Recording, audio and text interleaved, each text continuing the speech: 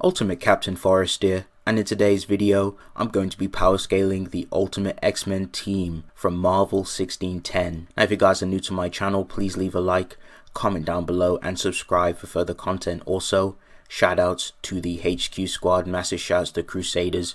They are a huge driving force in my videos and my research, so huge shout out to the team. Now, of course, I still upload Ultimate Marvel content. I enjoy talking about Ultimate Marvel. I think it's a very underrated universe in the Marvel cosmology, of course. I still will be making videos. I still have some planned, and I did promise to make more. I just need time to read more of the comics and make more videos on them. And yes, I have not forgotten. I will be working on an Ultimate Iron Man video. I will start reading it at some point. But right now, I'm here to talk about the mutants, of course, the Ultimate X-Men. I'm going to break it down. I'm going to talk about each member and what they bring to the table. I'm going to go ahead and start off with the leader himself of the Ultimate X-Men, Cyclops. So in terms of attack potency, Cyclops should easily scale to Wolverine, as Cyclops was able to damage Wolverine with a punch and also hurt Wolverine and send him flying with an optic blast. This very same Wolverine, in fact, has large town level scaling. Wolverine has demonstrated to trade blows with Sabretooth, who in turn is comparable to Electro and can trade blows with him. This is the very same Electro who has shown to be able to defeat Iceman in combat, and Iceman has shown to be capable of generating a mass array of ice that spanned many city blocks. The energy required to perform this feat was calculated at large town level. Electro is very capable of fighting and damaging a casual Spider-Man, who in the pages of Ultimatum survived a massive explosion which resulted in a 502 kilotons of energy. Now Spider-Man didn't exactly tank it like the Incredible Hulk, but he did survive it with minimal bodily harm. Wolverine has also demonstrated to pummel around Gambit, who was also able to fight Iceman. So right off the bat, Cyclops has some pretty decent AP scaling, especially with the chain scaling, so he definitely would scale to Wolverine in that regard. Now as for speed, Cyclops should easily have massively hypersonic plus reaction speed. He easily scales to Wolverine, as Wolverine can tag Sabretooth, who can easily react to Electro and should be comparable to Spider-Man, who can also do the same. Electro's attacks have been stated to be actual lightning bolts, which is pretty impressive. Now I'm going to go ahead and talk about a little bit more about the leader himself, Cyclops, and other additional things he brings to the table. So Cyclops' mutant power is his optic blast, which allows him to fire off a force beam from his eyes involuntarily. He must wear his ruby quartz visor or sunglasses to neutralize the beams, allowing him to see. He is able to make great use of his visor, as he can press the button on his visor to remove the ruby quartz lens, allowing his optic blast to fire from his eyes, and he also has a button on his gloves to open his visor when compromised.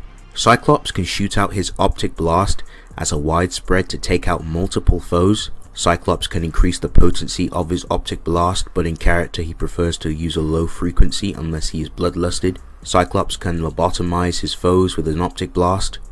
The range of Cyclops' optic blast can touch the clouds in the sky, which is very impressive since high clouds have the base heights of at least 3,000 to 7,600 meters and possibly higher. Cyclops is tactical with his optic blast.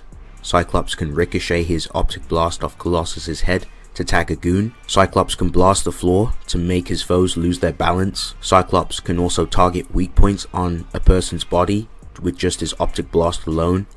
He talks about a specific body part, noting that if a bullet tagged where he hit, the foe would have lost 5 pints of blood, showing his knowledge on vital areas. Cyclops has also demonstrated to use his optic blast to slow himself down when he's falling from the sky. Cyclops also has really good senses. He's used his hearing to detect and take out a goon with his optic blast, and Cyclops is also trained to operate blind also. Cyclops was able to endure falling from a cliff with broken bones. He goes on to survive on with nothing but bugs and inedible things while trapped in a cave for 26 days. In the Ultimates guidebook, it's noted that Cyclops is an excellent tactician and strategist. Charles notes that Cyclops' leadership skills are exceptional especially in combat classes. Okay, so that's going to round up Cyclops. I'm going to go ahead and talk about Savage Wolverine and see what this ultimate badass brings to the table. So in terms of physical attack potency, Ultimate Wolverine is around large town level plus physically. He has demonstrated feats such as beating up Gambit. Wolverine's traded blows with Sabretooth. This same Sabretooth fights Electro and hurts him. Electro himself, as mentioned, has defeated Iceman, who performed a large town level plus feat of his own. Very impressive. As for Wolverine's adamantium claws and the potency behind them, they should easily scale around country level. As mentioned, the Human Torch performs a country level feat with his flames. This same Hulk tanks a blast from the Human Torch who performed this country level feat, and Hulk is powerful enough to blow away and extinguish those flames and send the Human Torch flying. In the same comic, Wolverine's adamantium claws stab into Hulk no problem. As for speed, both combatants should scale to each other in speed, since Wolverine has embarrassed Sabretooth in combat, and as mentioned, Sabretooth can react to Electro's lightning, and Wolverine can keep up with Sabretooth in combat no problem. So that's going to round up his stats. Let's move on to what Wolverine has up his sleeves, or should I say his knuckles. Now believe it or not, Ultimate Wolverine has some decent skill under his belt. He is an expert in hand-to-hand combat, he's trained in Black Ops, and has different types of fighting maneuvers implanted in his brain, and was able to hospitalize 50 to 60 men. Wolverine is a dirty fighter. With his adamantium claws, he sliced off Sabretooth's testicles, targets the neck, and eyeballs too. He also kicks Cyclops in the nuts. Wolverine also has his enhanced senses. It's very difficult to get the drop on him, since he can pretty much snuff you out before you can do anything. He's able to catch his own scent from 4 miles away, which is insane. This just goes to show how amazing, even in the Ultimate Universe, that Wolverine is still a good tracker. Wolverine also has his Type 3 immortality. You see, what makes Ultimate Wolverine a little different from his 616 counterpart is that Wolverine's genetics and mutant powers are designed for survival. He is able to stay alive just fine without his body by breathing through his skin. He has taken 100 bullets and heals just fine. Wolverine is also no slouch when it comes to his willpower endurance like his 616 counterpart. Wolverine is still able to fight even while reduced to a skeleton. He's taken a lightning bolt from Storm, tanked atomizing fire from the Phoenix Force, and an optic blast. Wolverine's adamantium is also indestructible, and it's been demonstrated to tank atomization unscathed. Lastly, Wolverine has his own Feral Berserker Rage, which gives him an unquantifiable boost in AP, as he was able to demolish a group of Sentinels. Okay, that's going to round up Wolverine. I'm going to go ahead and move on to Ultimate Colossus and go over his stats and abilities. So Colossus is shown to body slam one of Ultimate Iron Man's suits. Colossus is also shown to beat up Ultimate Thor for 10 minutes straight. This is impressive, as Ultimate Thor himself has some pretty good feats of his own, such as the time he created a giant thunderstorm which was calced at large mountain level. Huge shout out to KKrimbus for making this calc. On a good few occasions, we've witnessed the ultimate god of thunder himself go up against Ultimate Hulk and damage him. This very same Ultimate Hulk has shown some impressive feats of his own, such as the time where he was able to survive a 1 megaton nuke which was calced at small city level, and on another occasion he took and survived a nuclear bomb strike which was calced around mountain level, and with some additional consistency the Hulk himself created a seismic activity which was also calced at mountain level. So some pretty nice little mountain scaling or large mountain level. That doesn't just stop there, folks. If you want to take the scaling to the next level for Colossus, there's another impressive feat for Thor, was the time when he was going up against Hyperion. Ultimate Thor and Hyperion were evenly matched during their fight, but eventually Thor gained the upper hand and defeated this Hyperion. Now why is this feat so impressive? Well, you see, this is the very same Hyperion who tanked and no-souled a Nova Blast from Ultimate Human Torch with only his clothes burnt off. This very same Human Torch performed a Nova Blast which was calced at country level. And if we really want to take this a step higher, Hyperion performs a crazy feat where he clashes with Dr. Spectrum. This clash was calced at multi-continental, and as mentioned before, this very same Hyperion literally loses to Thor, and Thor literally beats the brakes out of Hyperion. So there's some really good AP scaling for Colossus if you want to take it higher. Now, moving on for speed, pretty much as I mentioned, he should easily be like a lightning timer. He should easily scale to like the likes of Wolverine. He's shown to tag Wolverine consistently and react to him, so he should easily be a lightning timer, massively hypersonic plus. Now, I'm going to go ahead and talk about some more things for Colossus and what more additional things he brings to the table. Ultimate Colossus's mutant powers allow him to convert his body into a form of organic steel. It increases his weight and durability and makes him impervious to most conventional attacks. While in his organic steel state, he possesses tremendous super strength, and bullets literally bounce off his steel skin, as his steel body is completely bulletproof. Colossus has demonstrated tremendous might, such as casually tossing and ragdolling a giant sentinel in the air accurately. Colossus has amazing willpower. He has used his willpower and might to push through Magneto's magnetic field that was pinning Colossus to the ground. He's also demonstrated to rip off an opponent's limb. He's ripped off Wolverine's leg. Colossus can endure having lava poured onto him, and while in his organic steel state, he can breathe underwater just fine. Colossus's steel body has more impressive showings, such as resisting and tanking atomizing lasers from Nimrods. Colossus has no-sold lightning attacks from Storm, and has also endured a nuke going off. And lastly, Colossus in his steel state is able to survive without his heart as long as he remains in his steel state. Okay, so that's going to round up Ultimate Colossus.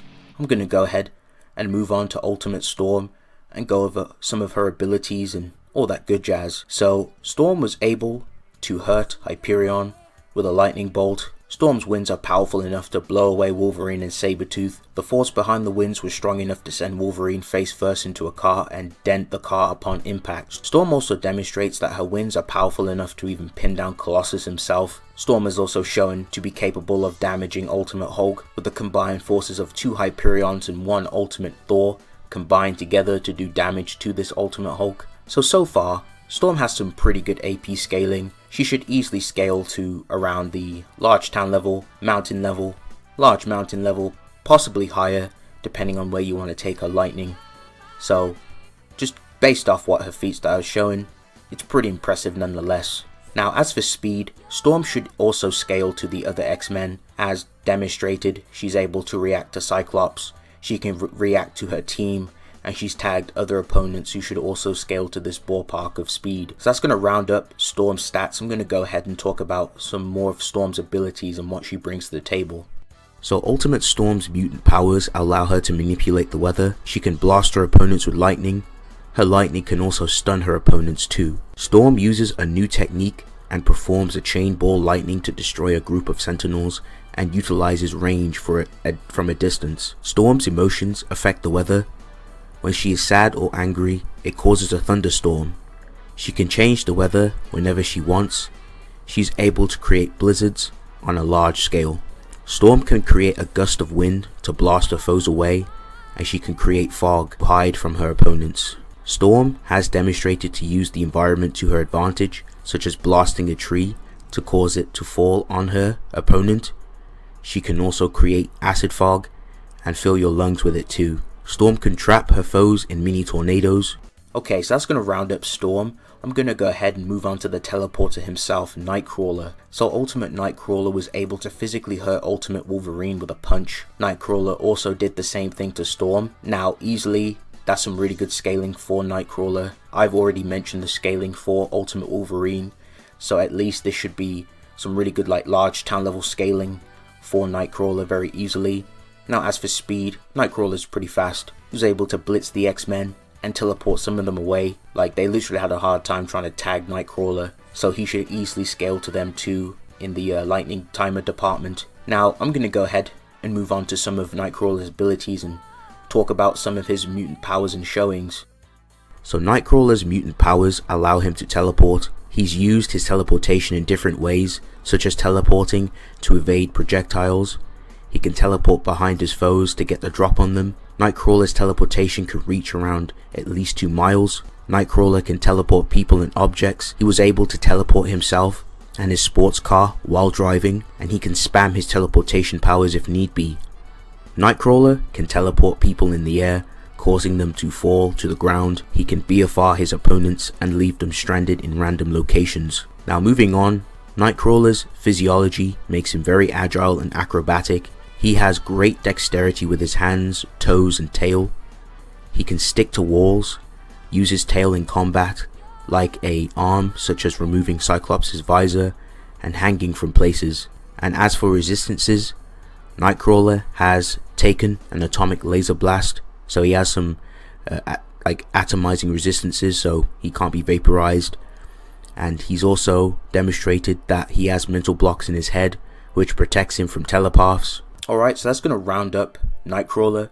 I'm going to go ahead and talk about Ultimate Shadowcat, aka Kitty Pryde. As for AP, she is shown to backhand Ultimate Human Torch. Kitty has damaged and hurt Iceman on a couple of occasions, and Kitty was able to send a suppressed Spider-Man flying. Another remarkable feat for Kitty was when she was able to damage Phoenix Force Jean Grey, and in fact, I actually went over Jean Grey in my video, Ultimate Phoenix Force Jean Grey specifically, but I will also go over her in this video too. So Kitty Pryde actually has some really nasty scaling. It's amazing.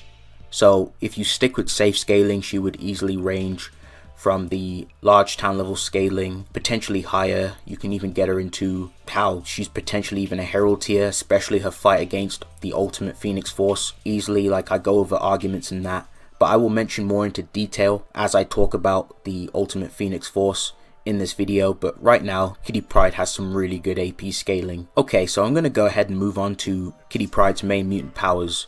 So Kitty Pryde has the ability to make herself and objects and others intangible. During puberty, Kitty's mutant powers awakened. Having no understanding or control over this power at first, it caused her to phase in and out of objects and caused a scene in public. Kitty's mother decided to contact Charles Xavier of the X-Men and sent Kitty Pryde to join the X-Men so that she could train and gain control of her mutant gifts. Fortunately for Kitty, she becomes accustomed to her newfound mutant powers. Believe it or not, folks, Kitty's intangibility is very dangerous. Kitty's intangibility can mess with and cause electronics and machinery to malfunction or blow up. Kitty can also phase through people's bodies and interact and affect others and their vital areas, such as pulling out someone's brain. She's able to sneak inside the Blackbird undetected by making herself intangible, as her intangible state gives her no scent, which bypasses Wolverine's senses. Kitty's phasing powers help her in a lot of dangerous situations.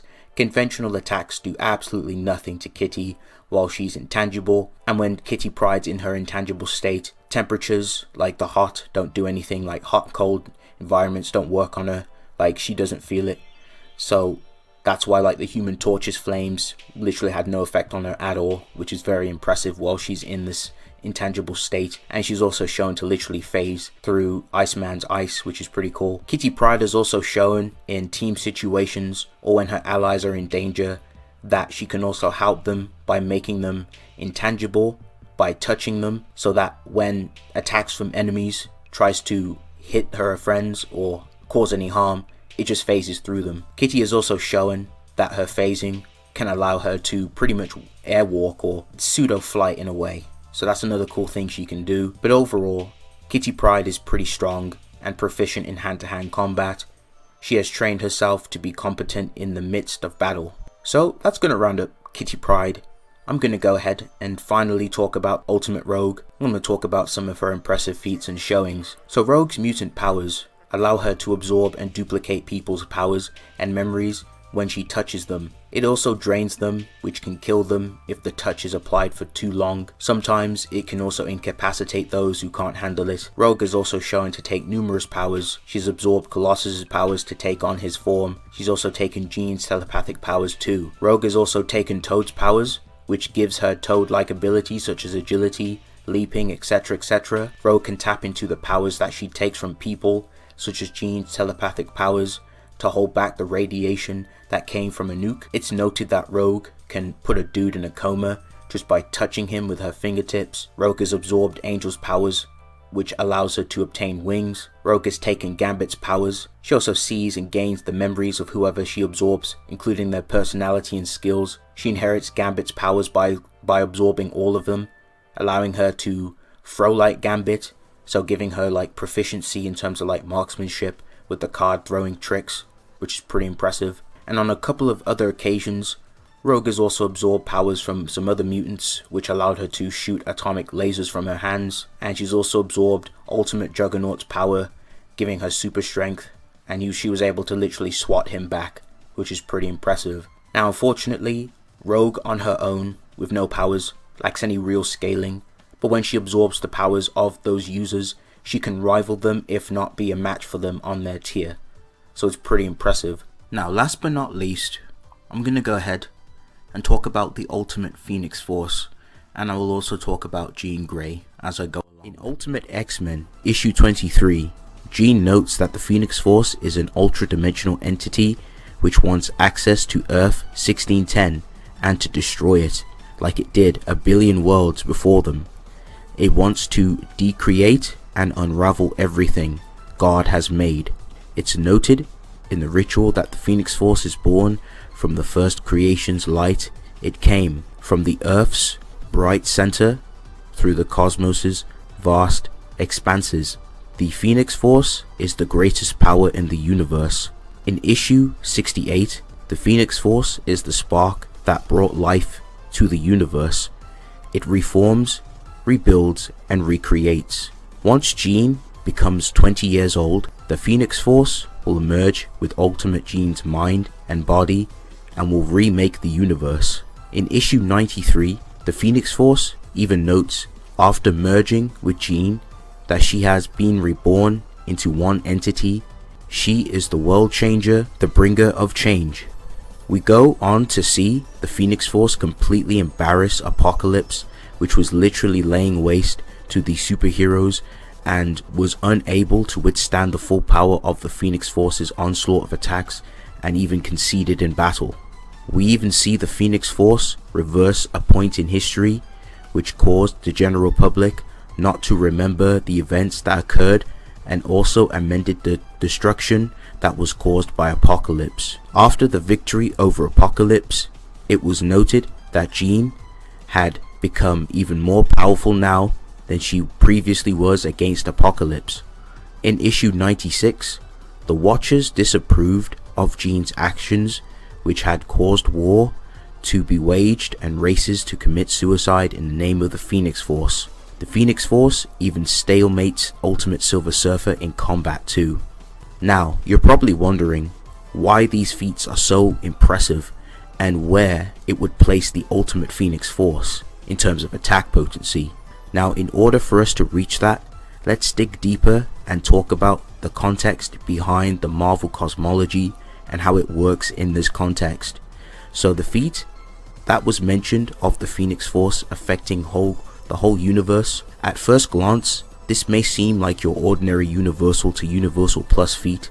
However, as I've mentioned in previous videos, the totality of these realities in Marvel are far greater than your standard universe model.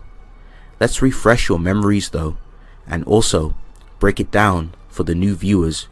The 616 reality itself is not only home to humans, there are also manifestations of celestials and other beings here, where the separation occurs through subspace that links the negative zone to the universe, which is the dark side of the universe.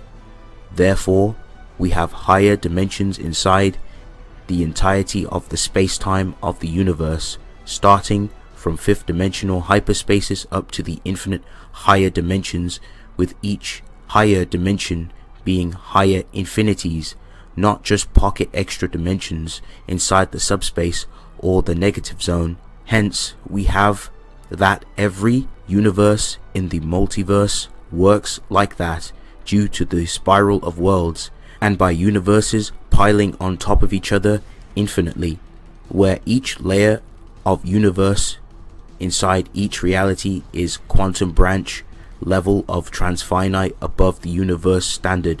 Therefore, each of the universes in their totality is a high hyperversal structure. So this insane feat that the Phoenix Force performed and statements to back up her level of power is far more impressive than what it seems at first glance, and would place her around the high hyperversal plus to low outer to outer versal ranges of attack power, which is absolutely insane.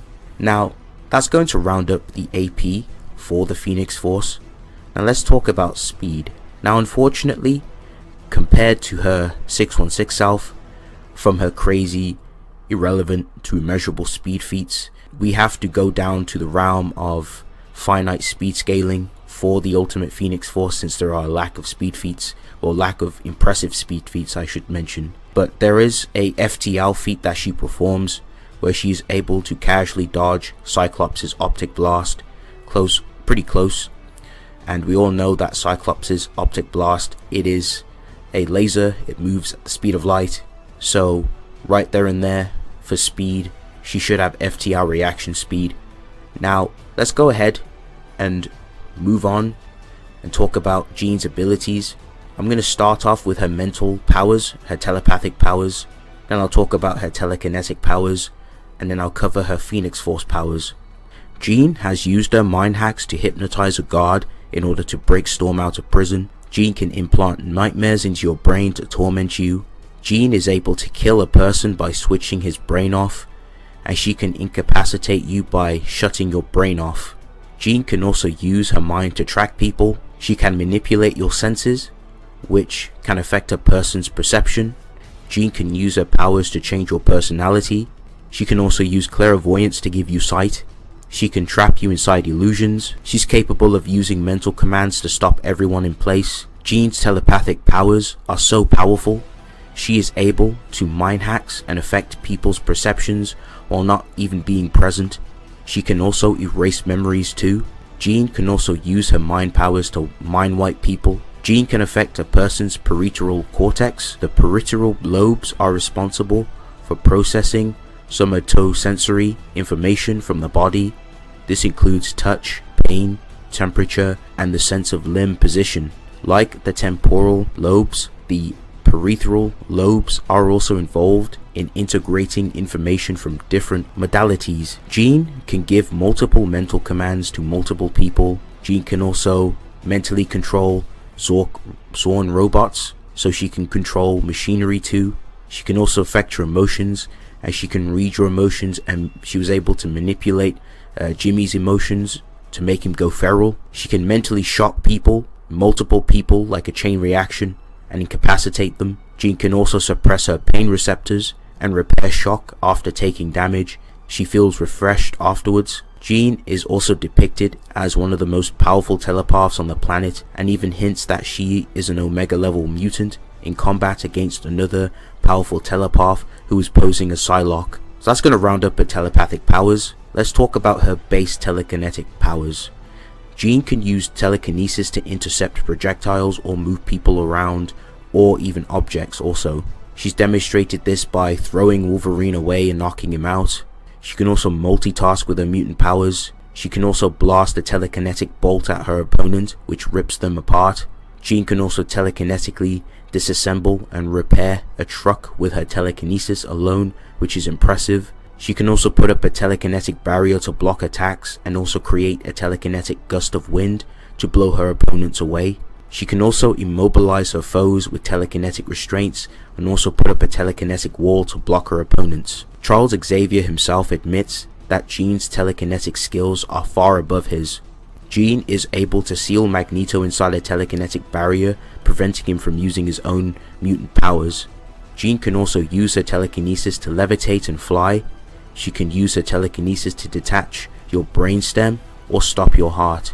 And lastly, she can also astral project too. Okay, so let's move on to the main course of the meal, which is her Phoenix Force powers. So the Phoenix Force amplifies your already established mutant powers and then some. So once Jean gained the Phoenix Force, it allowed her the power to bypass through Wolverine's mental blocks in order for her to read his mind. The Phoenix Force can reality warp and amend situations and problems. Phoenix Force also has soul manipulation and resurrection, so Type 4, as the Phoenix Force, can also revive people from the dead.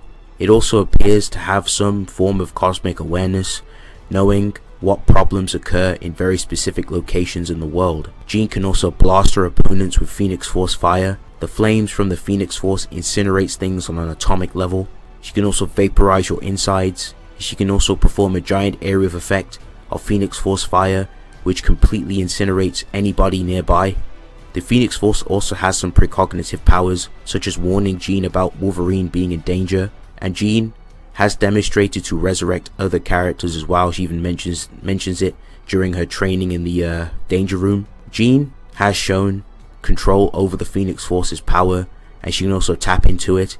In fact, she demonstrates a very impressive feat of reversing a point in history. She can also conjure a hand construct. She can create Phoenix Force construct around her body in order to fly. She's able to telekinetically pick up a big power plant, and Jean can also control 50 minds at once.